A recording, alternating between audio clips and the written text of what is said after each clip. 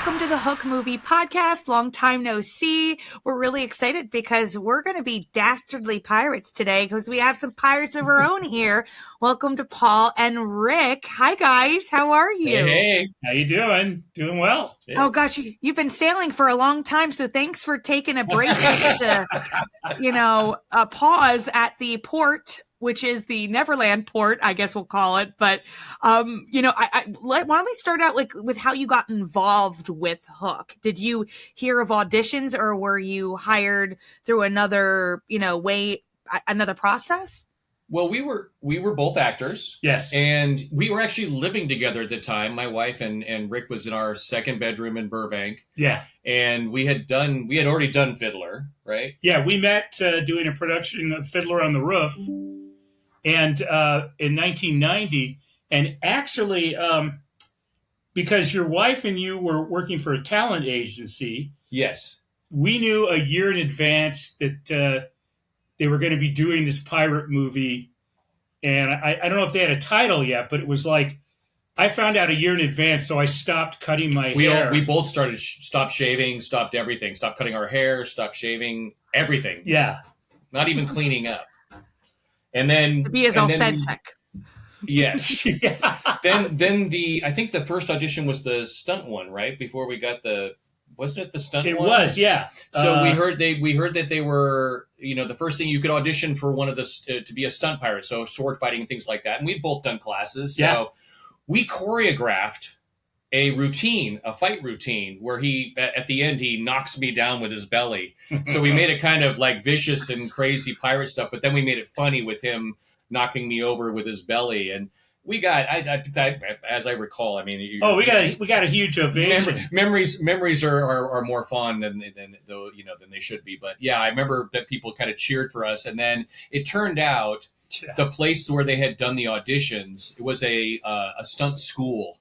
And the guy who ran the stunt school was involved in the film. So all his students got the stunt jobs. But then we ended up getting, I don't remember, I think we had to go do a lineup or something. We did a lineup, and Spielberg actually he did. Was standing there. It was kind of like a shock. The gal that was in charge of hiring all the pirates, a gal named Ivy Weiss. And she goes, we're going to do a visual audition. And literally it was like, you walk up and it's like, God, is that Spielberg standing next to her? Yeah, it was like a lot of us standing in a line on the lot. Yeah. And he's basically... In costume or just without anything on? No, just without regular clothes. This is pre. But the fact that he was doing that, because it would go from maybe a group of 10 pirates every day to over 100 and 150. So he literally visually, singularly looked at each pirate instead of like saying, the casting director, you take care of it, I'm too busy. Go get me a bunch of homeless people. Yeah. Yeah, bunch of homeless people. I will tell you a funny story, though. There's so many, obviously with the way pirates are, there were a lot of bikers hired. And they were the coolest people, to be honest. As a matter of fact, some of the career extras were always the pain in the butts going, wait a minute, is that smoke on the set? Oh, we get a smoke bump. Did we, you know what I'm saying? It's like they were always looking at what was going to pay them more money. But the bikers were really cool. And one of the things that happened is we all parked in this parking garage, and all these studio bigwigs and maybe some celebrities would park their cars there. And then when the bikers would show up in the beginning of the day to shoot, their motorcycles would set off the alarms on all these cars. So you knew when the bikers showed up because just all these alarms go The rumbling car alarms. Yeah. So I was showing you before you started that whole thing. So I have this up in the attic. I keep this. I've had this goodie box of Hook stuff for years. I kept all kinds of things in there. I've got one of the original Hook banners. That was and I've got. Oh, nice! I actually have my baseball cap from the baseball game. Baseball game, yeah. No way! Oh my God, that's so cool. I've got a bag of doubloons from the ship that I saved there, and I got a stack of call sheets. I've got the original sides from our commercial. I've got the storyboard I got the storyboard sheets from our commercial. And then, as Rick said, I kept this daily diary of what was happening on the shoot. And it actually starts with loose pages, but then this starts with day 4. And it's because, it kind of got to be, I mean, right off the bat, you could tell it was like the set to be at, because it was locked down like crazy because of what was happening with Julia and Kiefer Sutherland. And then they were trying to keep the whole thing secretive because of the boat and everything. But then you'd have star after star coming to visit the set. And like this first day, it starts with, this is Glenn Close's last day. Oh, that's right. So that was our day 4, was shoot day 71. Our 4th day was Glenn Close's last day when she came in and did her cameo. For the Boo Boo Box. For the Boo Boo Box, yeah. Yep. And then Spielberg, I got this thing. Spielberg said, "Now that turned into something really fun, huh? Not just a little bit. They were just having fun anyway." Then Tim Matheson came in, and so literally daily, I've got these, and I haven't gone through and read every single day, but every once in a while we'll pull it out. And it's really fun because there's like little. There was one last night I picked this, was going through a little bit, and there was one I remembered. That Bruce Willis had come on the set, and he had apparently, I don't even remember what he said, but he apparently had gotten in trouble in the press with the union. He said that the reason movies are so expensive is what they're paying the crew for. So the union went crazy when he came on the set. They booed the shit out of him. Well, I mean, he came and walked on the boat just like a lot of celebrities do. Yeah. And what's funny is a friend of ours was Bruce Willis's stand-in and double. So I had met him before. So I kind of walked down and he kind of remembered me. You know what I mean? It's like, I'm sure he sees. But he had pissed the crew off so much that they knew he was coming to visit. And they had planted a barrel of water up in the rafters. And as he walked down the gangplank, someone did a whistle and this water was dumped onto him. And he was like looking like, what the heck just happened? And he's kind of standing around. And I think then he looks up because Spielberg's way up on the set like, what's going on here? But, he really pissed off the crew because of what he said. They're making too much money. And I was looking at my notes. Oh, did anybody get fired? No, but Spielberg did stop the shoot and did this big speech about how he respected the first boo. But the second round of booze and the dousing with him with water, he was like, stop. He said, this crew is above that, or something along those lines. Tongue in cheek, he said that. He supported them, but yeah. Yeah. Oh, wow. Oh, God, we saw stuff. Did Bruce ever go back on that? Like, I've never even heard about that story. I just No, that was probably it. not. He didn't come back. Yeah, see, I put my binder about call sheets and all kinds of interesting stuff. Oh, yeah, I found... you should really publish that. I found one of the original Peter Banning business cards. Remember, he had a bunch of business cards. His checkbook, I got one of them. I don't know how I got it. I don't remember. I did a lot of... I got the baseball hat, and I did some other things Rick will tell you about. I got a Pan versus Hook ticket. This is the ones that, what's his name was handing out? Was it Quincy Jones was handing out? Was it doing that? Well, who was it who was dressed up as a pirate and they were selling tickets? It was either Quincy Jones. It was some name person. I think it was Quincy Jones. Well, probably. And we didn't know it was Quincy Jones. Yeah, every day, someone would be on the set and we'd be going, wait a minute, who's that? And it would turn out like there's a lot of celebrities that had cameos that were cut.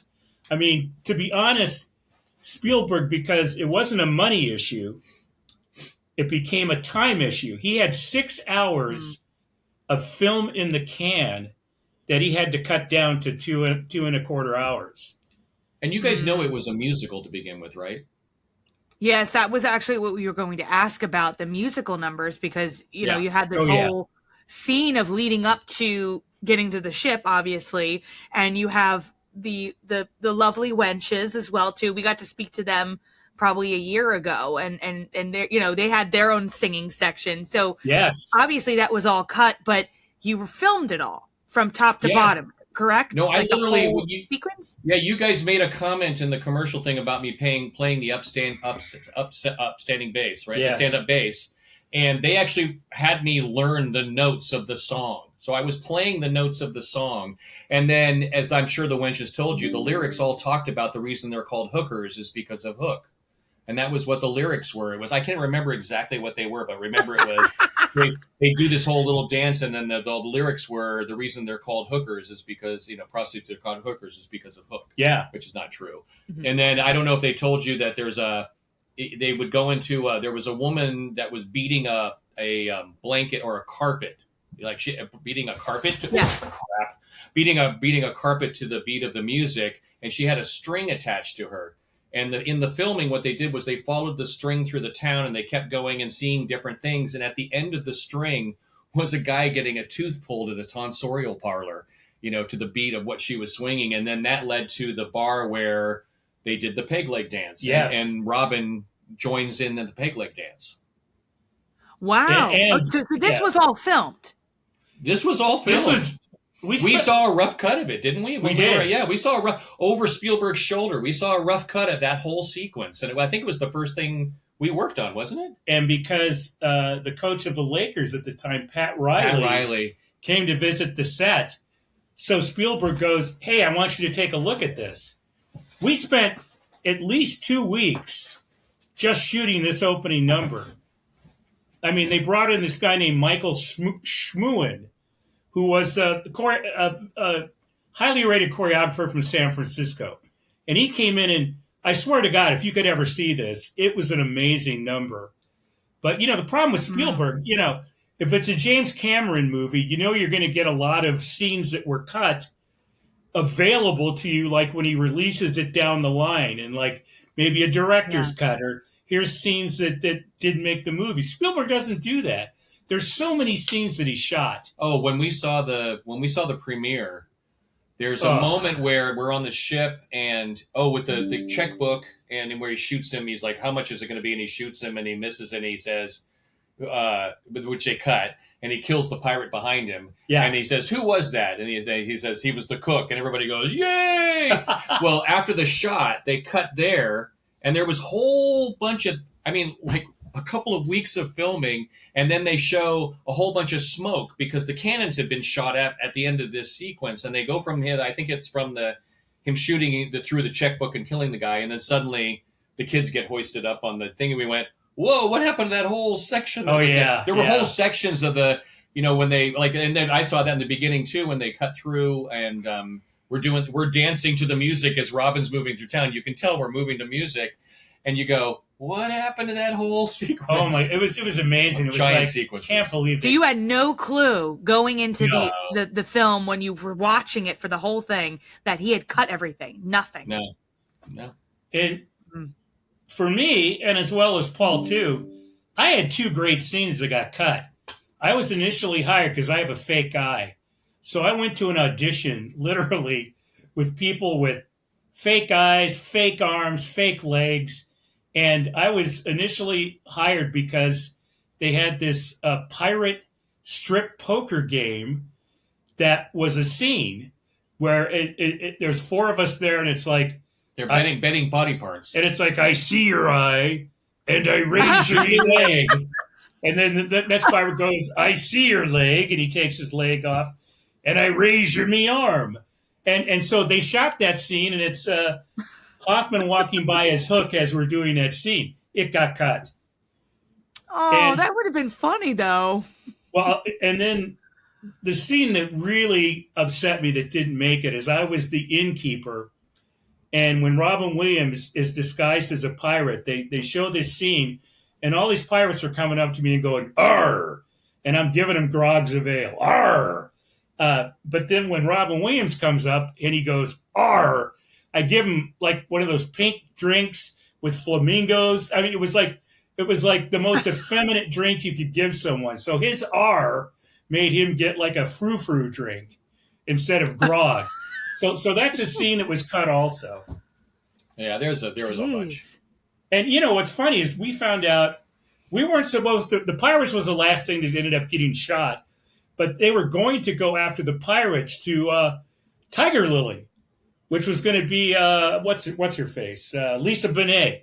Lisa Bonet was going to be Tiger Lily, but once the pirates started, they ended up cutting All the Tiger Lily. All of the Indian stuff with Lisa Bonet playing Tiger Lily. Yeah. Interesting. So, yeah. Do you remember there were a couple of scenes? There was also a piggyback race with pirates. Do you recall that scene at all?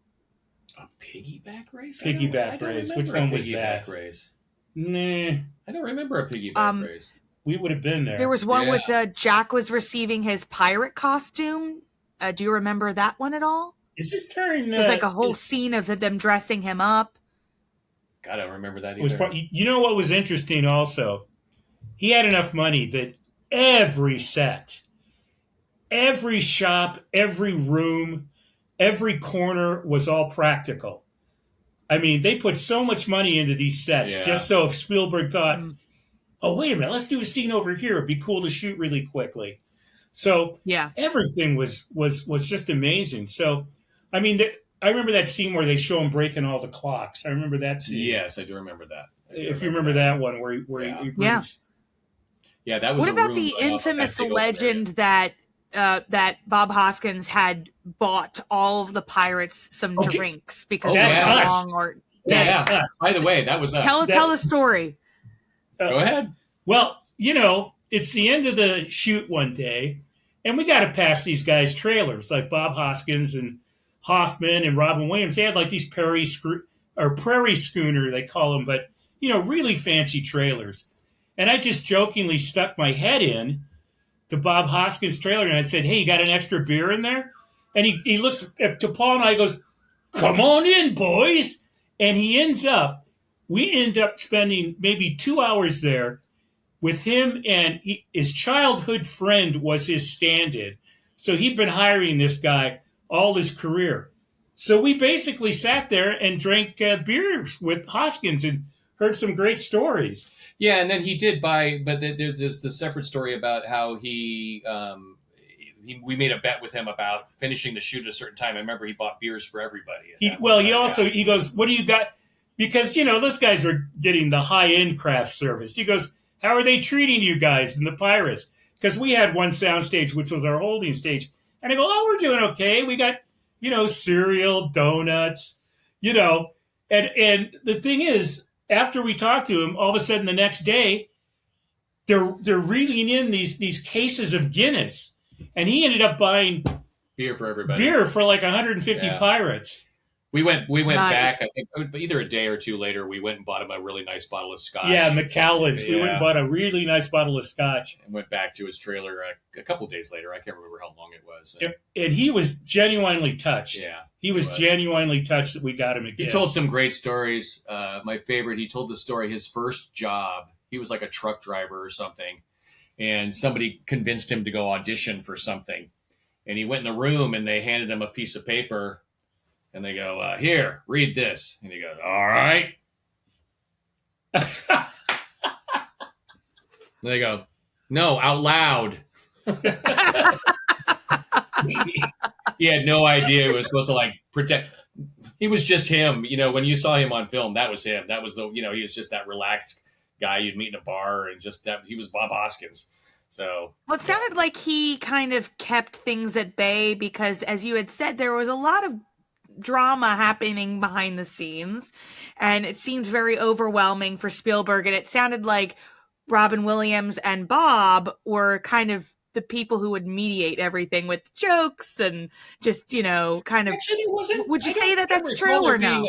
No, I don't think there was a lot of drama. I mean, there was a lot of joking around things like that. I mean, Spielberg was nervous. I remember in my notes I read, Spielberg chews his nails like crazy. Like, oh my God, like if you ever see his hands close up, I don't know if it's still the case, but during that shoot, his nails were raw. So there must have been some sort of stress going on because he'd sometimes have his finger in sideways and be chewing away on his nails. He was pretty, I think he was pretty uptight. But yeah, I don't remember there being a lot of drama with the majors, other than Julia. Julia was the one thing that we'd heard about. But other than that, they all seemed to get along pretty well. The only thing I'd say is that Hoffman, I don't think he likes being upstaged. I think he likes to be the most important person in the room. So, and Robin, you can't upstage Robin Williams. No. It's just not possible. And so I think sometimes Hoffman would try to be funny and it wasn't. Mm. Like he would openly, like he was like a costumer's like fixing his pants, and he would just like openly fart and try to get like he went for the basest of humor to get jokes. And there were times that like Robin would be doing his thing and Hoffman would try to do something funny, and you'd go, that's not very funny. We had to do a lot of mercy laughing so he didn't get upset. Yeah.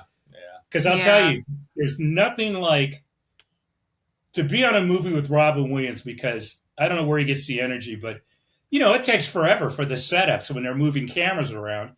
He would entertain us nonstop. Yeah. Nonstop.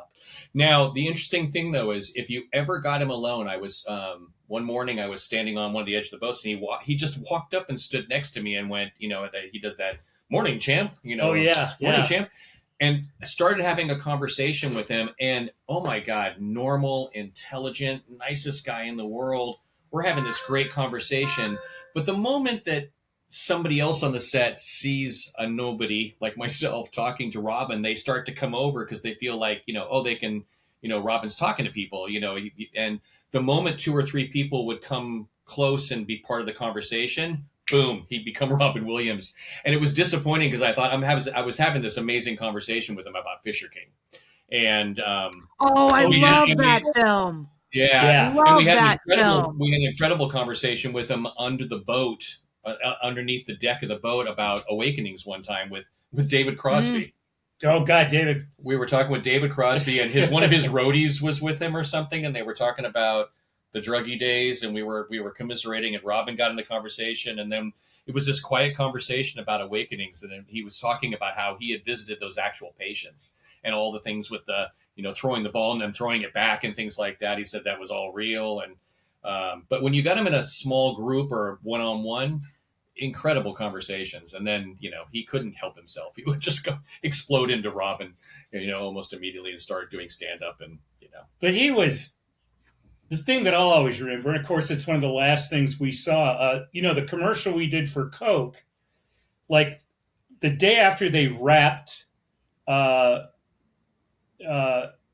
Principal shooting, because they were going to take the sets down in a week. So they had to do all the commercials right afterwards. So when Paul and I shot the Coke commercial, it took 3 days.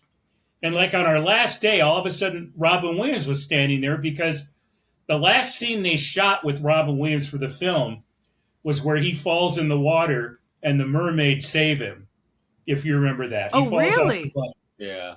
And so they were shooting that. That was the very last thing they shot with him. But he saw us doing the commercial because we were on the set. He ran up and gave us huge bear hugs. And said, hey, the Pirates Who Dish. He even knew, but we were new as the Pirates Who Dish. You're doing the Coke commercial. And don't forget, Whoopi was with him.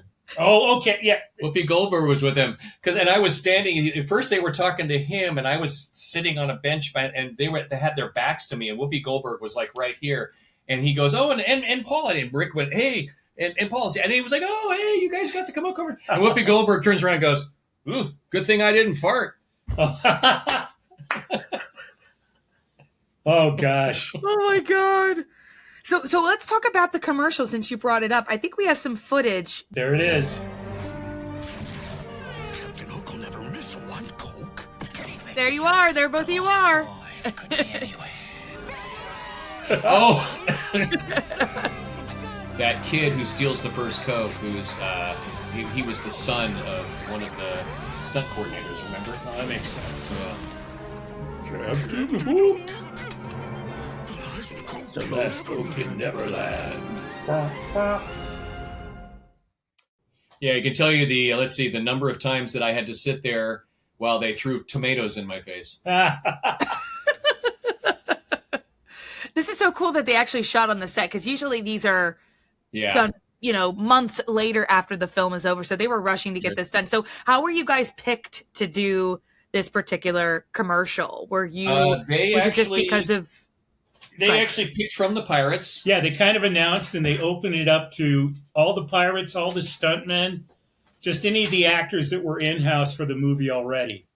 And so I found this. Yeah, they had us all come in. Well, first we'll do that. Oh, that was the callback where we did well, let's do it in order. Okay, so then we went to the original audition, did our audition, and then I actually found the note that they left for us. Said, hey, you guys got called back. And you're supposed to call Ivy, and your callback's at 9 a.m. on Monday. Look. Oh my gosh. I just found that this morning. I was like, that's cool. And it must have given us both one because it says, look at this, it says the final cuts for the commercial are the 4 pirates who dish. This is from the assistant casting director. So yeah, we were known as the pirates who dish. Anyway, so we went to the callback, and they had us sitting on a chair back to back. Yes. Right? They had us sitting on a chair back to back doing the lines from the beginning. By the way, I had the storyboard for the commercial too. If you know. Oh wow. The original storyboards, yeah. And we had our backs to each other, and I forgot a line. I forgot a line. We were back to back. We're doing our lines, and then it went silent for a while, and I went, and I went, your line. No, your line. No, your line. And then we went back. I was like, oh shit. And then I went back into the script, and that may have been why we got it. Yeah, I think it's because we ad-libbed once we screwed up, and we didn't like just stop and go, oh, we're sorry, we made a mistake. Can we start all over again? Yeah, we just kept going. No, just in character was like, no, you're like, you're like, And I really think that's what. I think that helped us. Yeah. And then the funny thing was we were living together. Yeah. And the people called. This is before cell phones, right? Yes. And we were living in Burbank, and the phone rings. I pick it up, and they go, "Hey, Paul, this is whoever from McCann Erickson," because they were different from the film. And he goes, hey, want to let you know you got the Coke commercial. I'm like, thrilled, blah, blah, blah. And then he goes, and he's like, okay. And I'm like, oh, my God, I got the Coke commercial. And I hang up. The phone rings a few minutes later, and he goes, hello. And I go, hi. And he goes, is this Paul? And I go, yeah. And he goes, oh, crap. I don't think oh, my gosh, we only have this one number. I don't think they wrote down the other person's number. I go, the other person got cast? Yeah, Rick. And I go, no, he lives here. So they were calling the two of us to tell us we got cast, but they thought that because the phone number was the same, they thought that, they're like, oh, somebody had screwed up. Yeah. So yeah, I don't think you were home at the time. I don't, because I think I told you when we got back, but anyway, that was pretty funny. They didn't know that we were doing that. And then of course, and who directed? Yeah. Who directed it? I was just curious who directed it. Yeah, was it Steve Barron? Oh, it's his last name. I can tell you. I've got the call sheet. It's Barron. Barron. He had directed Mutant Ninja Turtles, wasn't it? Mutant Ninja Turtles. Steve Barron. And he also directed.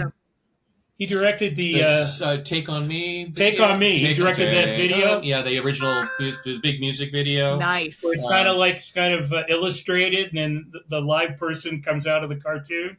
So he directed that. Yeah, that's a great one. Yeah, that's classic. Did he film anything extra with you guys? Like, was the commercial always that short, or were there extended versions that might have played? No, they were pretty tight on time. I mean, there were times when they would run it, and they'd go, we need this sequence to be 8 seconds long, right? And so you'd film it on exchange. They'd go 10 seconds, and then you have to do it again. They go 9 seconds. Yeah. I mean, they really wanted it to be tight. And things like, I was like, say the tomato thing, I literally was on my knees for about a half hour, and they'd go, all right, action. Okay, take 2, action. And then for the tomato coming at me was a camera on a track that would hit a thing and stop right before it hit my face, which was really hard to sit still for. It was terrifying. Had this huge camera coming, at my face. The guy who wrote the commercial, he was on the set. Remember? Oh yeah. And he was the guy. He was the guy that did the. You guys are probably too young for this, but he did the. He wrote the. Sometimes you feel like a nut, sometimes you don't. I don't know if you know that. Oh commercial. yes, I've seen that. Yes, I have. Sometimes you feel like a nut, sometimes you don't. Bum bum bum bum. Enjoy's got nuts. Mouths don't. Yeah. And so he had written that one. He had written a bunch of famous commercials, so it was really cool that that he is the one that came up with our commercial. I'd say the only thing they had is ad lib. They had this thing where they wanted the kids to when they scream bangarang, and they were trying to make it sound like they were moving. So they had them spin while they were going bangarang. They make them spin so it sounded like they were moving and stuff like that. And then so when they came to us and they said, "Oh no," it was the one we scream, "Oh no, here they come," or "Oh no, here they are." They went, "Okay, we just want to get that from you guys." And so we both looked at each other and we went, "Oh no," and started spinning around like the boys did. Like, you guys are hilarious. Well, I was just curious. So, to kind of going back to the deleted scenes, since we did mention that there were a lot of things cut, was there anything else that you recall, like from the script, that wasn't maybe pirate oriented that was deleted? Because when we talked with the mermaids, they had a whole scene with Smee at the end, and that was cut. So I was curious if you remember anything else. We knew of that one. I was involved in a shoot. The scene where Phil Collins comes in and he's the detective. Yeah. I don't remember where that comes in the film anymore, but he couldn't be there for some pickups there, and so they had me come in because they said, "Oh, you're about his size and skin color. I'm British and pale," and so they had me come in and put his jacket on. So they see me put my arms like him putting his jacket back on or something. And I'm trying to remember what else they filmed, but I was there most of the day. And then, and so I played Phil Collins for a day, but not my face, obviously, but my body. They had me keep on doing these things physically of moving around the room. And I remember there being more to that scene, but I can't recall what it was that was in that scene. There was, he's got a couple of lines in there. Yeah. I mean, I know he's wearing a trench coat. But I don't remember. And what's her name was there? Do you guys remember if you were given a number? Because apparently pirates were given numbers instead of names, it sounds like, just to kind of know who was who. But did you guys have a number? I think because we were on set so much, they knew us by name. Like, I knew whenever they came for us, it would be Paul, Rick. Not like... Well... Or do we have numbers? Well... I actually have an entire list of the pirates. Seriously? And I was P7. What am I? Let's see. PU? I will tell you. Oh my God! They only wash those costumes twice a week. They wanted the costumes to stay distressed. They didn't want to have to dirty them up every day. So there were pungent days. We were pretty rank. And there's another scene they cut, but I did get on a trading card. You were P57. P57. Oh, you want to know why? Because it's alphabetical. Yeah. And then these people were brought in. Yeah. Oh, this card. Oh my God. That's it. That's it right there. So that scene was cut, and they were egg guns, but it's actually lemon meringue. So I had to shoot that scene like maybe 7 or 8 times, and they had to change my shirt out every time. But I didn't get to go shower. I had that sugary lemon meringue stuff on me all day, because we were shooting the scene. Yikes. That's not fun. Yeah. But your lemon, it could have been worse. Could have been something else. Not smelling. It could have been. But yeah, it was lemon meringue. It was, And believe me, some crew guy was sadistic and laughing because he's probably literally right behind the camera, just throwing that stuff at my face when they say action. So someone got its aggression out. Somebody was having fun. Someone was having fun, yeah. So, oh my God. We can't forget about the costumes themselves because Anthony Powell worked on that. Do you remember working with him at all? Yes, or seeing him or collaborating? He had tables set up with all kinds of swords, bandanas, and as we walked up, he would look at us individually and add things and say, "Yeah, you wear this, you wear that." They didn't. I kept saying, "Give me an eye patch," because I have a fake eye, and they said, "No, there's already too many people with eye patches already." And I felt like saying, "Yeah, but I'm the one that actually can use one." You know what I mean? So, no, it was very. Oh God, the boots. The boots we got, oh my God, Italian Carrera leather, or just the boots that went up to our thighs. They were amazing. Yeah, they were gorgeous. And believe me, people were trying to take stuff. Soft leather, yeah. Yeah, I mean, I would have loved to have gotten I'm sure. Oh, you guys looked fantastic. Oh, it was fun. It was fun. Oh, and we went through makeup every day. How long would you say that took? Good 20 minutes to a half hour. To get dressed and get the makeup on. Get your makeup on. Yeah. Oh, that's cool. Yeah, that's exactly it. Oh, that's the makeup people. Yeah, they had a ton of them. Yeah, that's cool. That's awesome. Yeah, because there's so many behind the scenes photos and things like that. Oh my God, that's Mark. Is that Mark? That's Mark. That's Mark. That's Mark Holmes with the red beard. That's one of our. That's one of the Pirates Who Dish. That's one of the Pirates Who Dish. Yes. You know what's funny? He's actually bald. But we never saw him out of makeup. Uh, and then once we finally went, wait a minute, because they put fake hair on him every day. But he's one of the guys that were bikers. He was very cool. Yeah. He actually worked for Harley for a while, didn't he? Yeah. Yeah. We actually had a pirate get together this year. He lives in San Diego. So we kind of did some then and now pictures. Yeah. We did. Yeah. We had, yeah. I want to see them. You have to send them to us so we could put them in the podcast. That would be cool. Well, what we did was we went to the parking lot one time. You weren't supposed to do anything like this, right? Yeah, and we went to the parking lot one day and took a bunch of pictures. There's Mark again, the three of let's get that. There we go. That's better. The three of us, and we kept doing all these like funny poses, and then we did like a disco pose, and so we recreated those. Whatever, 30 years later. Yeah. Please send them. I do. Here I do. That's so awesome. Oh, and then I have, this is a wonderful thing. We have to tell this story. Oh, Robin Williams. There we go. This is Robin Williams. And the man in the wheelchair down there is a friend of mine, Steve Whitner, who was suffering from AIDS at the time. And Robin heard about it. And I actually talked to the production crew and say, he won't live to see the film. And they said, we'll let, it was a big deal to let somebody on. They said, we'll let you bring him on for a tour during lunch. And we told Robin about it. And he said, please let me know when he comes. And so I felt terrible because you walk in, and he's in his trailer having lunch with his kids and his wife. And I'm like, well, we're here, but we're just going to take him on the tour. It's okay. Just say hi. And he's like, no. He came out and he spent the whole time, his whole lunch, taking him, my buddy, on this tour of the boat. And he passed I think... I actually saw the notes in my book. He passed like a week later when we were still working. But Robin was wonderful. He came out. Although he was very funny when I said we came back and I gave him a picture that he'd taken with Steve, and I said, hey, I want to let Steve pass and blah blah blah. And Robin looked at the picture. He goes, whoa, who's been doing Jenny Craig? Because my friend was so skinny. Oh God.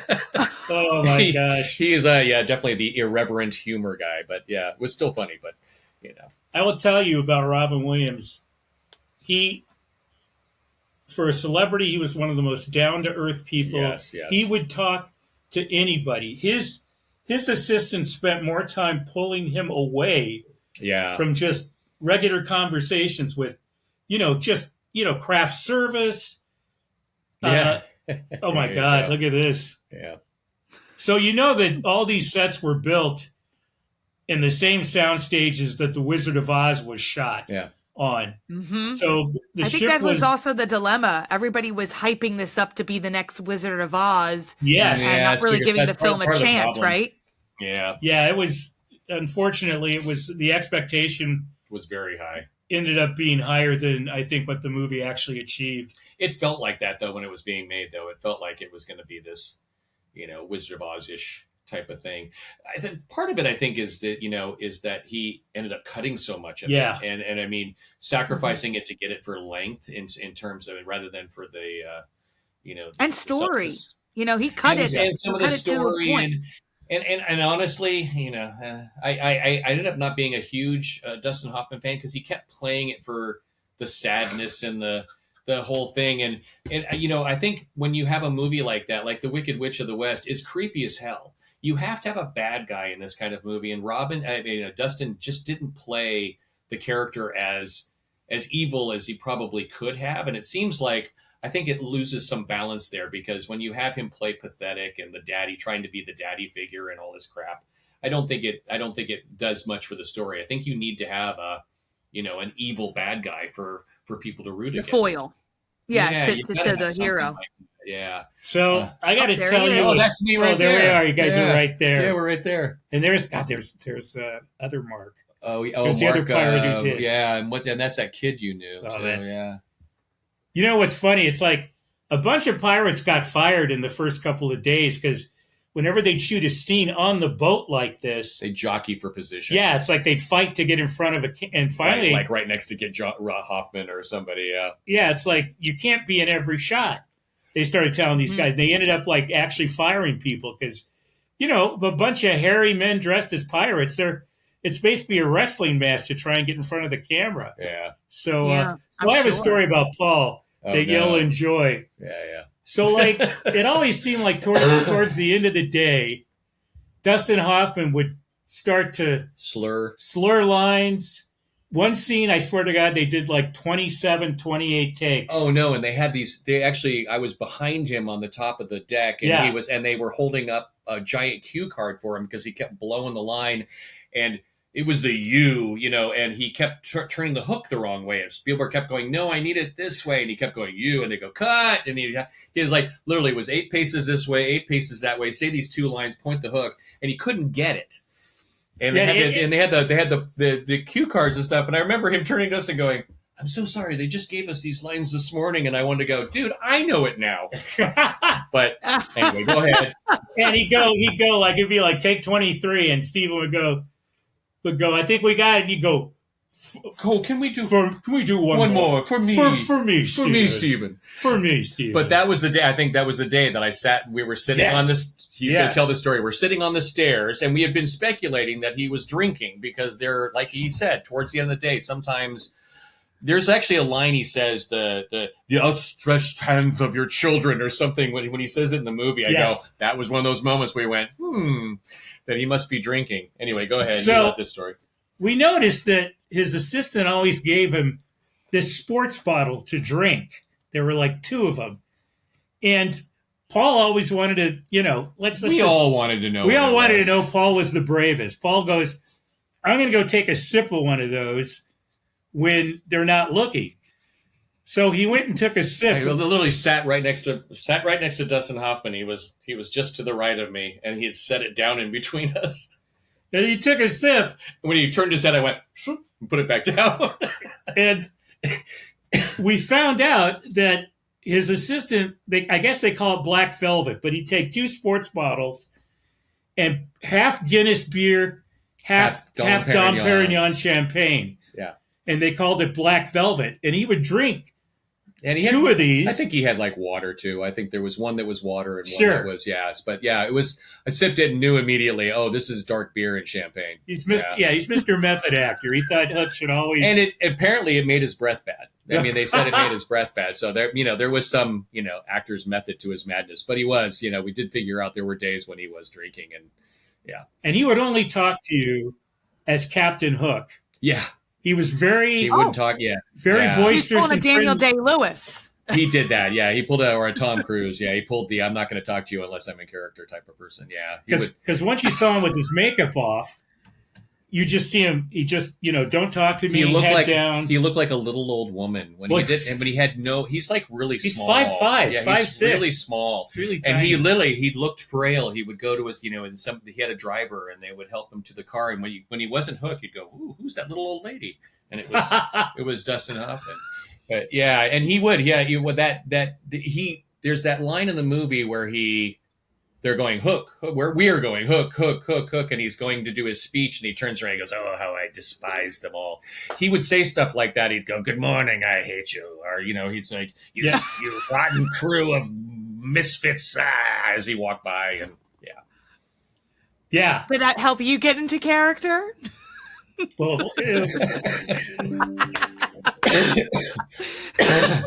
no. Now they did film a lot of behind the scenes features. Well, They did. Here's the thing, right? Yes, they did. They were shooting a documentary, a making of. Hang on. And as a matter of fact, Paul and I were kind of picked as, one day they followed us through makeup and costumes, and we talked about it.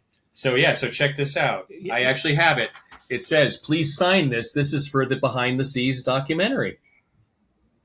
Nice. It says, "Please sign the attached release form and return it. This is the standard release used for any behind the scenes video footage shot on Hook." This was what they gave to Rick and I. Did they ever give you a copy of it? Did you ever see it all completed? No. We don't even know if they actually put it together. It might have been, because I guess it's fun to infamously be in the film that Spielberg hates the most of all the movies that he directed. Because he actually said that last year. He said that last year. He said that was really disappointing to hear. He said he just felt out of his element. And he didn't know how to fix it. And to be honest, again, since the Pirates were the last stuff he shot, if you saw the script, every change to the script is a different color of script pages. So you can look in there, and the original script might be white, but then someone did an addendum. Those are yellow pages. Oh, someone rewrote another scene. Those are, as a matter of fact, we saw Carrie Fisher a couple of times on set because she was a ghostwriter. Mm-hmm. She was taking a swing at writing part of the script. Yes, So, she mentioned that. She said she was getting a car out of it from Spielberg just to do some work on it, but she wanted to get out of it because she had worked on it for so long. Yeah, well, yeah. Oh, that's funny. I got to tell you, we saw so many celebrities. They bring their kids. They're all in this book because Thomas gave me this. This is like a sign-in sheet of everybody that arrived. Oh my God! No kidding. Do you have this copy? Because apparently never seen this. No. Okay, hold on. Let me see if I can find somebody in here. Let's say, because there was one where it was like Prince, but he wouldn't sign it. But it said he had a yellow outfit on. Yeah, he wouldn't sign. He wouldn't sign. There was a rumor Michael Jackson was on set one day too in a pirate outfit. Well, we didn't see him. Here's one. This one's Jeff Bridges and Michael Eisner. Yep, remember that? I remember Jeff Bridges. I remember, and Susan Sarandon and Tim Short? Robbins came in with their kids. Martin Short was there. Marty Short came in there. Harold Ramis, Liza Minnelli. There we go. But yeah, they apparently they made this copy for some of the cast and crew, and they had some of the really lovely photos of the cast included as well in it. So, oh wow, you guys never got a copy of this? No. Didn't even know it existed. Did you ever get anything from Robin? Because apparently Robin had gifted scripts to some of the Lost Boys. Did you guys get any other? No, because we were because we're extraneous. Come on, we were just a little more than set dressing. Although Hoffman got everyone a gift, we ended up getting vests. Oh, that's right. Photographer vests. When you see a photographer and he's wearing a vest with all the pockets and stuff. So he gave everyone. That's nice, though. I got to tell you, this is kind of interesting. When Robin Williams passed away, I went to a movie theater over here on the west side in Santa Monica because I'm going to see a movie. And I just hear a voice talking. And Hoffman's voice is, you just know it when you hear it. It's got this dark. So I realized that he was seeing the same movie as me. So Robin Williams just passed away. And I went up to him and said, "Hi, you don't remember me, Mr. Hoffman, but I was a pirate. I did that." And he goes, "Oh, yeah, I remember you." I don't think he did. He's just saying that. And he looked at me, and a tear started to come down his eye. And he said, "It's so sad about Robin. It's just so sad." And, it was a very touching moment. Yeah. Although it was in a restroom. So, but it was in the men's room, Well, but Robin would have liked that. He would have thought that was funny. So, I'm sure he would. I'm sure he would have made his famous crumpled foreskin joke. Yeah, yes. Crumpled When you think about Steven Spielberg in particular, aside from him not being a fan of his own movie, but would you say the experience working with him as a director was something that really stood out to you in your career? It was so fun to watch him work. Yes. It was really fun to watch him work. I remember thinking I hadn't done any film work at all yet, maybe other than a student film or something in school. And I kept thinking, this is really amazing to watch, and there are many times I tried to be around like where he's standing right there, where, or behind him so you could see how he was framing pictures and things like that. I thought this is a great way to learn about filmmaking. And so there were a lot of pirates that would do this just for the money. So they would find a corner of the ship and kind of curl up and sleep, crash out like they were drunk and sleep all day. But I really enjoyed the process of, I wanted to watch the filmmaking process. And so I tried to stay active with what they were doing. And, we would try to keep up with what was happening. But, wow. That's a great shot. Oh my God. Because it had the water. Like, this was an amazing set. When I finally saw it on the big screen a couple months ago, because it came out for the Christmas holiday, because technically Hook is a Christmas movie, would you say? So I never seen it on the big screen. And just to see the sets we'll never see anything like this again. Never. No, I don't think so. This was so old school. Did you? What about the Lost Boys? Were you when they had the fighting scene at the end? What was that like to finally? Now you're working out with just adults. You're working with the kids. So what were those days like? That was when they had the most. There were a couple of days they talked about this just cost $200,000 to shoot one day because they had all these stunt pirates up in the rafters. And it was huge undertaking. The big battle scene was crazy. The big battle scene, yeah. That was crazy with the kids and everything, yeah. I was on the upper deck when Rufio gets killed. I got killed fairly early in the battle, so I was slumped over a railing most of the battle, which was really uncomfortable. And it was weird because I was on the upper deck and a lot of the stuff was happening down below, so I was watching a lot of that stuff. But then at the end, the big battle between him and Rufio, and then he killed him. That was right. That was right behind me. Yeah, I remember Rufio's death scene. He was having trouble landing it. So literally, it took hours longer than they wanted to. They had Hoffman went up and talked to him. That was a tough scene. Like landing and acting wise or physically? Yes, acting wise. Yes. He wasn't getting what Spielberg, and they did eventually. I thought they got it perfect, but that one took a long time. I remember that. It's hard to believe he was 15. Like, he was a baby. I'm always like, he's the coolest person ever in film history, but he's only 15. I think they were all old souls. I mean, when you talk to some of those kids, they were all old souls. Even the little kid with the, who says, who do I get to protect? And Robin says, you get to take, little mini, whatever. That kid had an old soul. They were all, and the one kid from New York who, oh my God, you were like, holy crap, these kids are so seasoned. They were very old soul kind of people. Did they like hanging out with you guys? Because they were like, wow, finally we get to see the other cast. Well, some of them, of them did. Yeah, every once in a while, but. It was interesting to watch Spielberg deal with him because he dealt with them like a dad. He'd like yell at him like a dad. Hey, Charlie, stop! Knock that off! He was like a dad yelling at them sometimes. Like, who was that one kid who was he was incorrigible and he was such a pain in the ass. And Spielberg was always yelling at him. There was also a little bit of kind of a romantic thing going on. I forgot the Lost Boy that had the curly red hair. Oh yeah, he.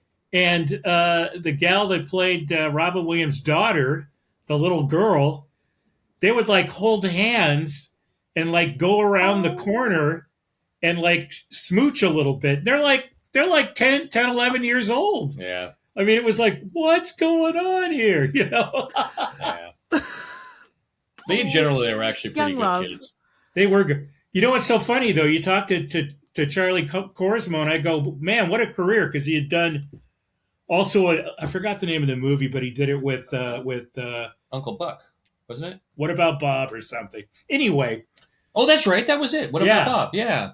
And I went up to him. I go, man, what a career you got going for you. He goes, I'm not going to do any more movies. He's done. Yeah, he was done after this. Yeah. And like, we're sitting there as actors going, you're done? Yeah. Look at this great career you have. Yeah. And he was like, no, I'm done. I don't want to be an actor anymore. He was immediately he was already had plans on something. I can't remember what it was. And he did. That was it. He didn't do anything again. Yeah, I think he's a professor, a teacher. We talked to him and his mom in the movie. Great. Yeah. So, we had like a little mini reunion with both of them. And it was great because I think she said something along the lines of, we had heard through the grapevine that Charlie was going to be in the movie and he was, big wig and everything. So when they finally met him, they're like, oh, you're the guy. Oh, funny. Yeah. He was very good. You watched him work. He was very professional. That kid knew what he was doing. It was interesting. Yeah. He was very good. Oh, really good. Like the emotional moments is again, rewatching it. But when it's on the big screen, I always feel it's different. But, watching everybody with their choices, it's pretty amazing to see what Spielberg cut together. I think I think in the end he was like, okay, we got to get back down to the father-son story. And I guess the musical took away from that. But you're right. Yeah. Why wouldn't you want to do a re-release? You know, it's been years.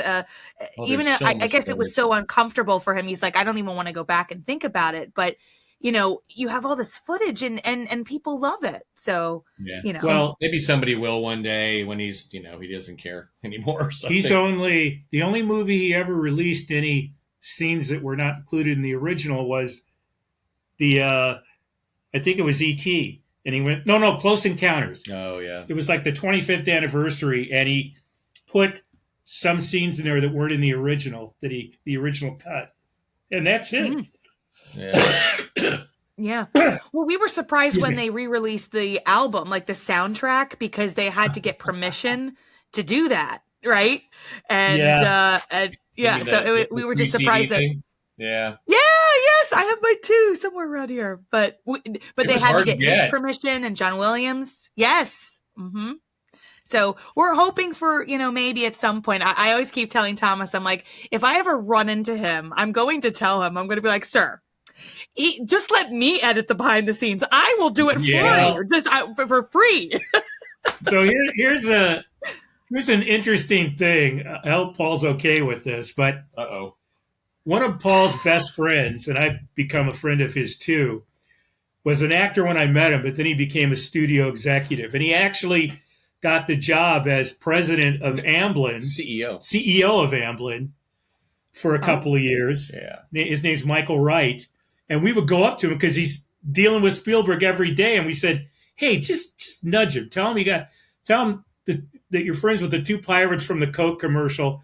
And they'd love to see some, you know, some of the stuff that wasn't put. And, you know, he says he never could do it. He never could pull it off. No. You know, so I guess he really doesn't. I remember him saying like he'll deal with the film because his children like it. And he made it for his kids. Yeah. So, you know.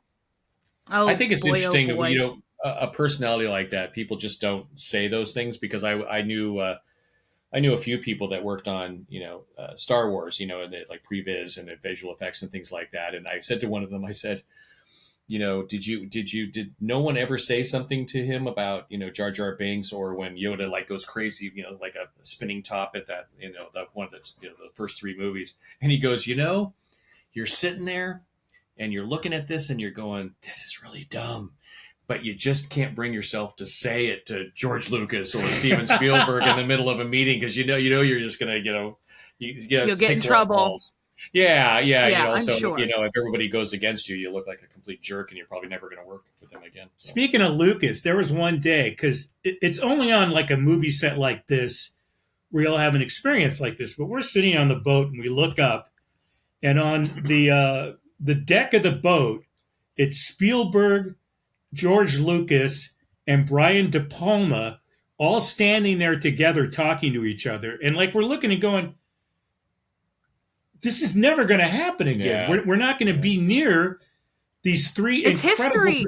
Yes, exactly. That's why I think all of us are like, why don't you want to document the hard work you at least put into this and the history you created? Because, you know, it's a piece of American history, film history, right? So it is. It really is, and it was one of those heydays where, you know, the whole concept of a closed set like that. I mean, it was such a big deal. I mean, there were all these rules about, oh, you're not supposed to do this, not supposed to do that. I mean, us going out in the parking lot and taking those pictures, we weren't even supposed to be sharing, you know, what a pirate looked like, and so taking those pictures was like a big no-no.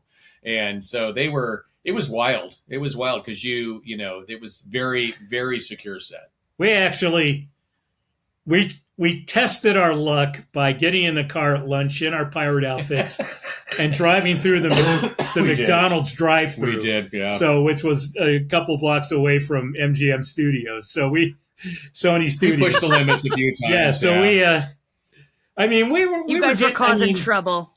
Pirates of Dish. What are you going to expect? Yeah. What do you expect from? We got to the point where we realized we're in a huge scene, and we just start to.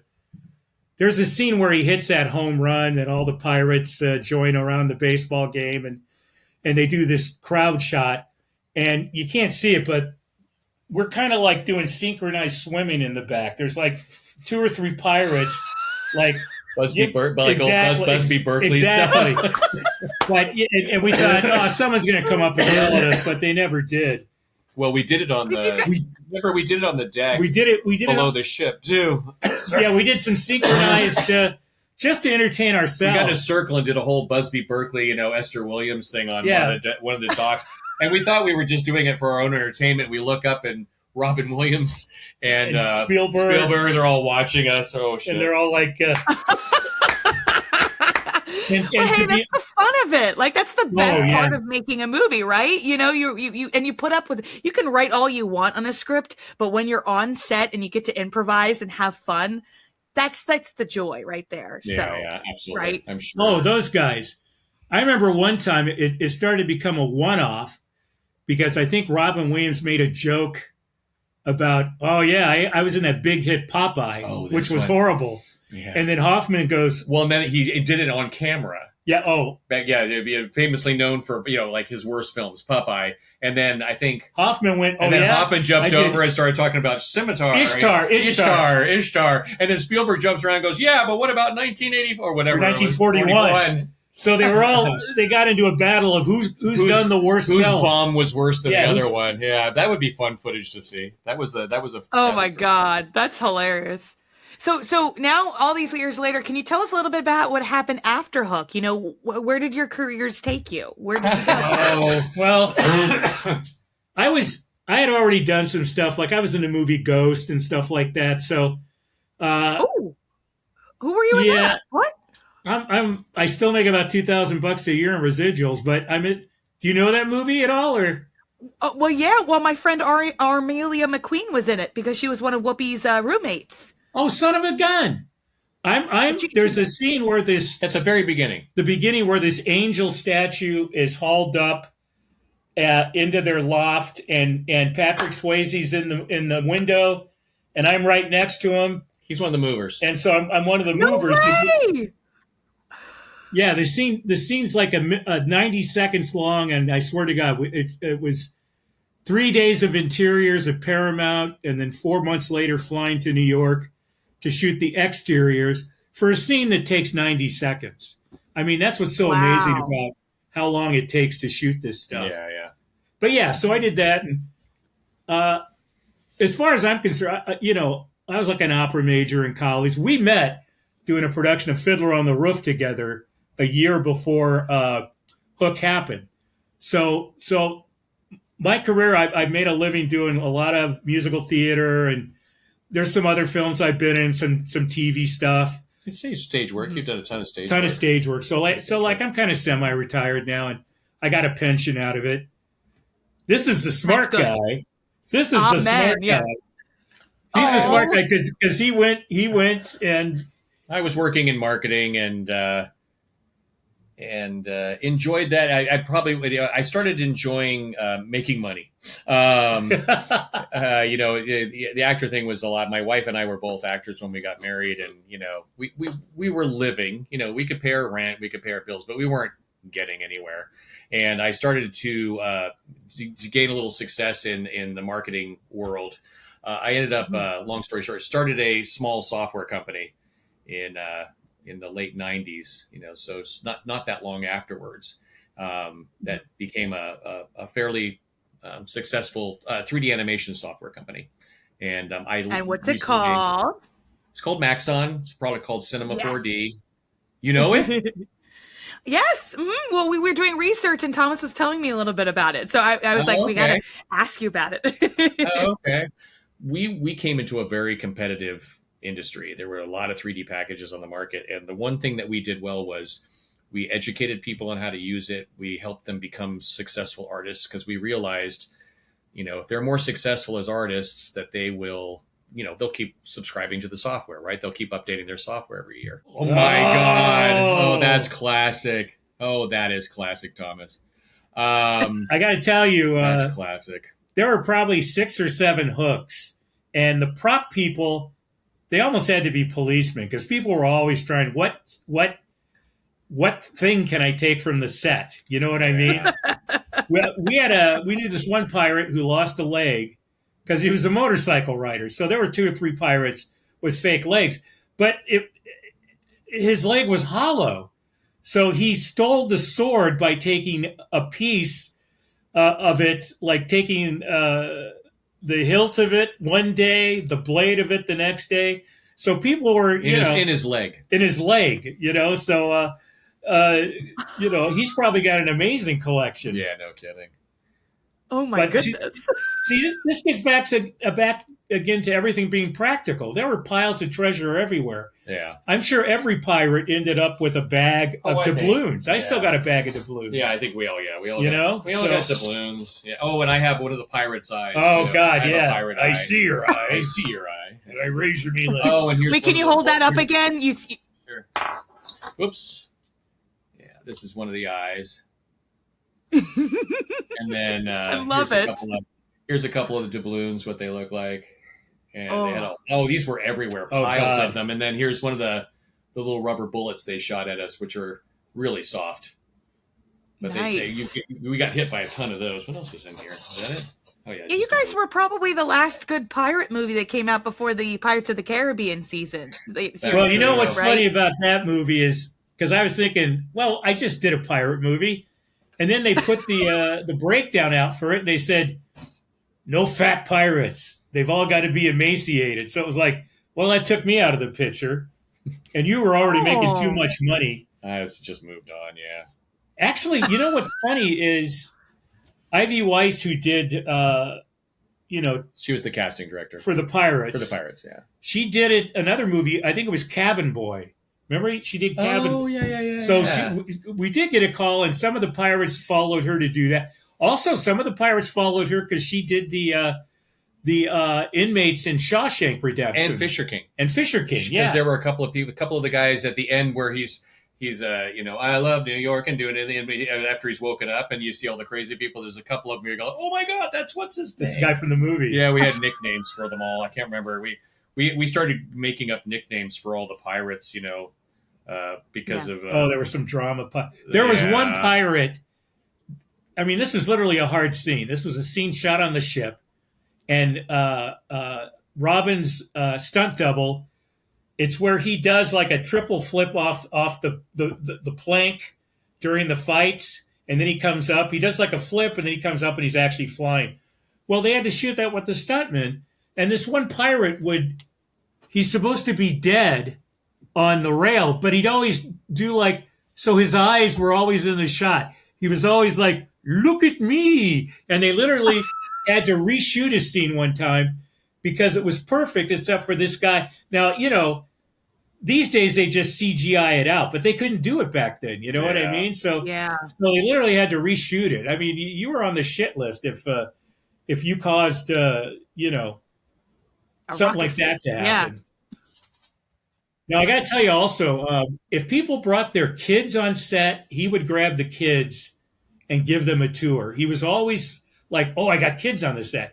And I remember one time I'm standing next to him, and he's going to the kid, and this is before I knew it was, he goes, what do you think of dinosaurs? What do you think of like a movie where you bring dinosaurs back to life? So he was actually asking kids as he was creating, I'm sure he was saying, I got to save my ass after Hook. I better do a movie like Jurassic Park, which will dig me out of the pit. That and Schindler's List at the same time, so he was working on both of them because that was right at Schindler's List was right after Hook. Yeah, he's probably going, get me off of this set.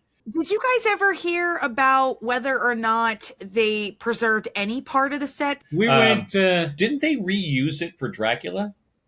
Didn't we hear that they used parts of it for the Dracula with they were Keanu Reeves and Gary Oldman. Gary Oldman. Didn't we hear that they used parts of it for that? Possibly. Yeah.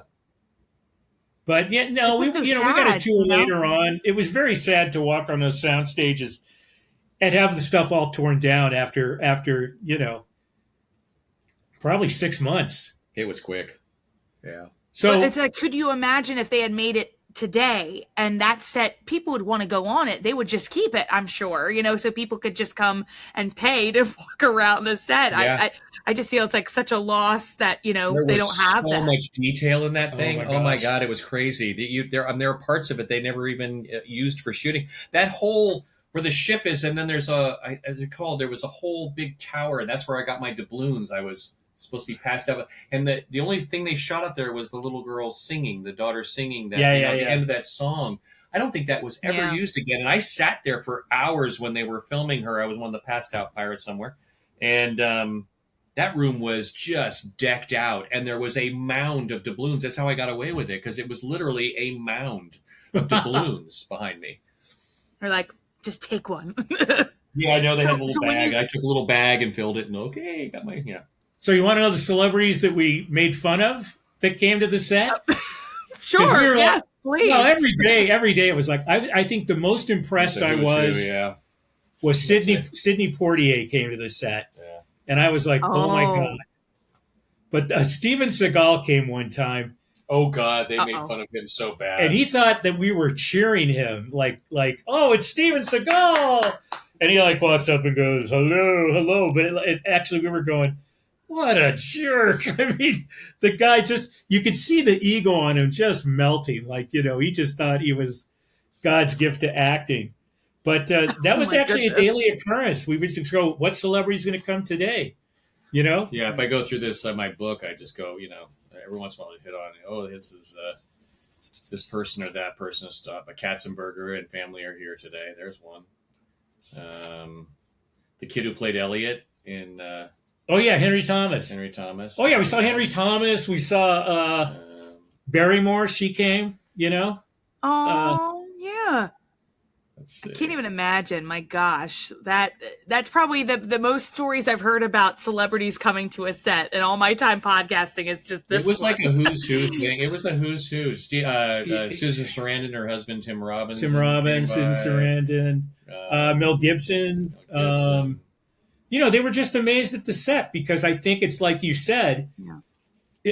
You're right. That's probably the last movie that was made in the old Rodney Dangerfield. golden days of Hollywood. Rodney Dangerfield. Our seventh day of shooting. Yeah, there you go. Yeah, just shooting on those sets, and the history of MGM and yes. So we went to the commissary like the first 2 days just to go to where these stars used to eat. You know what I mean? And just here's something. The set where Pirate Town was also the set for the Munchkins. It was Munchkin Land. Yes. So some of the toilets in the men's room, there were a couple of toilets behind the stall that they were just a foot above the ground. And we asked someone, and they said, oh yeah, those were put in during the days for the Munchkins, and they've never switched them out. So the toilet, or the men's real room. Toilets. On that soundstage. So some of the stalls were still... because you'd look and you'd see these pirates. You could see everything because it was so low that you could see underneath, and there was and I was laughing because it was almost like just a hole in the ground with a toilet seat on it. Oh, here we go. So that's pretty interesting, though. This was Liza Minnelli and Lou Ferrigno. Lou Ferrigno. I mean, look at the combination: Liza Minnelli, Lou Ferrigno. Yeah, that was one day. Yeah, I just flipped through here. It's crazy. But you would have laughed. Yeah. The Pirates, we got bored, so we started to have hearts tournaments. So all these guys would be dressed as pirates, and we'd be having card games, Bud Court, yeah, it came. And we just had a little transistor television, and we watched reruns every day of Chips. It was daytime. Okay, yes. It was daytime television. Basically daytime television. Actually, one of my greatest moments in that waiting room, they were all lined up, and they were. If you've ever seen the movie, what's it get? Somewhere in Time with Christopher Reeves, where he uses the coin to go back in time, and there it was just silence. They're all watching this movie, and of course we've all seen it 100 times. And at the end, where after he's made love to her and the whole thing, and then she's, "Can I ask you a question?" And he accidentally pulls out the coin from the future and ends up going, whoa, and, not being there anymore. And that's the big heartbreak because he can never get back. And I'm standing in the back, and I've seen this movie 100 times, and and all these grizzly old pirates, right? Beards and ugly and the whole thing, and they're all back. And I heard him. He said, "Can I ask you a question?" I yelled out, "Yeah, got any spare change?" And all these grizzled old pirates turn around, and they're all teary-eyed. Shut up!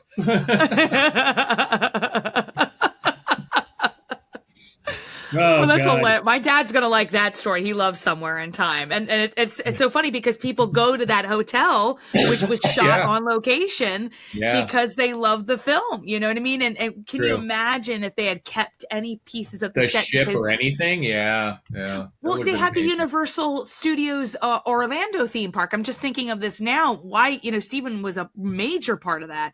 He could have just moved that pirate set all the way over there, and people would have been like, maybe transporting it was a lot. I mean, that thing was. I mean, it was life size. It was huge, and I don't know if there would easily be taken apart. And the treehouse, the treehouse on the next stage, the kids' treehouse, the whole kids area was incredibly huge. That blew your mind when you live walked on that in there. set. Went, holy crap! This is a life-size giant tree with all these tree houses all built into it. It was amazing. So the soundstage that all the Lost Boys did their stuff on, like where they have that food fight, and was shot on the old soundstage where they did Esther Williams movies. Yes. If you know, Esther Williams was that MGM star that did all those pool movies, Yep. And so they used, because there's still a huge indentation in the floor for filling it up with water. Mm-hmm. So that's where they shot all the Lost Boys stuff. Yeah. That's amazing. Well, yeah, I think because they were roller skating or something like that. So that's probably why they use the indentation, right? Yeah. That's a great idea. Look at you repurpose. That's awesome. It's a pipe. Yeah. So, they had, when you guys get to watch the film, if it ever comes on TV, when you look at it in just kind of in a different perspective now, what do you think about it? What do you think about the experience? I think I'm going to get another 14 cents in residuals, right? Plays a lot. It does play a lot. I have very fond memories of filming that, and the only thing I do think is I wish, like you say, I wish that he would release some of the outtakes. It would be fun to see some of those outtakes, and especially the musical sequences. That whole musical sequence, we shot that for a long time, and it was actually pretty cool. I have a cassette. By the way, they gave me a cassette of the music to rehearse to. But low, where dead men go. Yeah, we had to rehearse this whole thing so we knew the lyrics, and then they made me practice the upright bass. You're right. This could have been, if the film would have done better, I could have seen Spielberg saying, "We're going to have something to compare to Pirates of the Caribbean at Disney. We could have a Hook ride at Universal, Orlando." I mean, absolutely. I mean, it would have been great if the film would have done better. Well, what probably happened is now that I think about it, this is just occurring to me. Like you was talking about the father-son part of it, where that's that becomes the resolution part of the story, and the musical are kind of at odds with each other. So is it a musical? Yes. Or is it that touching story about how a father reconnects with his kids and the whole thing? And I'm wondering if the two of them don't go together. So he went that direction and lost all the rest of it. So it seems like he filmed two different movies at the same time, maybe. Well, he did say after the big opening musical number, he said it was so good that there was nothing to top it that he had planned to shoot for the rest of the movie. There wasn't like a bigger number. So he said, by the way, that's true. They say it was a musical, but that was the only big number. Then it was just the one with the daughter. That was the only song they kept. The daughter sang, yeah. And but I think they said at one time there were other songs, but there wasn't any other big production numbers other than that. Nothing filmed because they had a Captain Hook nothing song. Filmed for sure. Yeah. Yeah. Maybe that's true too. It's not officially like a musical. You know how sometimes you have like a little song in it, and I think that's the only reason he kept the little the little girl's song in it, Although if you listen on the CD, Caroline, who was the mother, she sang that song, just a little bit of it in the beginning of the film. And I was like, you know what? They should have kept that, because that would have tied into the little girl's story, because she has a relationship with her mom, you know what I mean? So, what do you like seeing about the significance of this new generation that is kind of being introduced to Hook, because it's now on all streaming platforms, and there was my generation and Thomas's generation where we saw it on VHS tape, and now was DVD, and now it's streaming. So what do you think about it now being revisited by so many kids now, getting to see this film, a new story of Peter Pan himself? Well, I hope they like it. I hope they, Rick just wants more residuals. No. Yeah. No, it's great. It's great it's really actually kind of fun sometimes when it pops up in conversation. Yeah. And you'll go, oh, I actually worked on that. And they go, really? Yeah, I was. And they go, what? There is that generation of people who there's that it's got that magical feeling. It's one of those movies like Wizard of Oz or one of these older, for kids that, for some reason seems to resonate with some people, which is really fun. That's actually kind of a blast. Yeah, if you're a certain age. Yeah. And let me tell you, Rufio is like the patron saint for Filipino actors. I have so many friends in the Filipino community, and I'd say, I worked on Hook, and they go, oh my God, you met what's his face? What was his name? Dante Bosco. Dante Bosco. Yeah. Yeah. He was the king of the kids too. Even when when they weren't shooting, I think he was like 3 years older than all the kids. Again, one of those cool kids. He'd definitely be that guy who you're like, oh my God, I want him to be my friend in school because he was so cool. Yeah. So cool. And he does well at the Comic-Cons because he just travels and meets fans now, and that's where a lot of the money is, where a lot of the celebrities are going to do that now. Because God, you see that all the time. Seriously. My God, the number of actors I've seen. I went to Monster Palooza here, and they do that in Burbank every year, and the people that come out for it, you go, holy crap! Linda Blair was there, Harry Hamlin, all these people that you would think would be above going out and doing that, but they all seem to enjoy it. Well, it's cash given to you right there. That's true. Yeah. But I think it's more accepted now, because I think back in the day, everybody was like, it was like how they viewed Trekkies, but now it's more revered. It's a fandom, and that's the reason that people revisit all these films. That's why Regal and AMC, they just re-show films from back in the day, because people are coming out for them, more than the movies that come out. So, but think about it. Back in that day, movie actors were movie actors and TV actors were TV actors. And if you were a movie actor, moving to TV was considered a fall from grace. Not the case anymore, with all these great streaming shows and things like that. That's not the story anymore. Do you ever think there will ever be a reunion with a lot of you guys, the pirates, the mermaids, the kids? Do you ever think Spielberg will even consider it? No. I just think he like, if he thinks he's getting a big head, he forces himself to watch Hook, so he'll be relegated back down to human form. He's not a god. See, because I love the movie, but it's just funny that he would pick this movie of all his movies to say that yes, his least favorite. Yeah, I don't know. It's funny, when it first came out, I was disappointed because we knew what was possible. So much was cut. Yeah, and we had visions in our head of what what we thought it was going to be.